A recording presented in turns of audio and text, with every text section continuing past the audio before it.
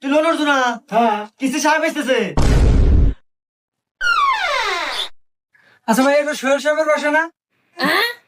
হ্যাঁ স্যার। ও আচ্ছা, তা উনি কোথায়? এই যে স্যার মরে গেছে। মরে গেছে মানে কিভাবে মরলো? হঠাৎ করে হার্ট অ্যাটাক করছে স্যার। ইস, তা ওনার ফ্যামিলিতে কেউ নাই?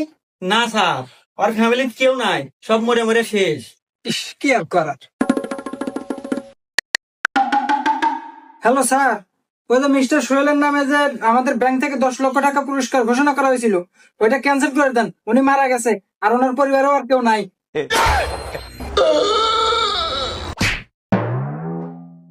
কি কি হলো উনি মরে নাই? না স্যার, এতক্ষণও মরছিল না, আপনার কথা হয় না, কেবল মরলো।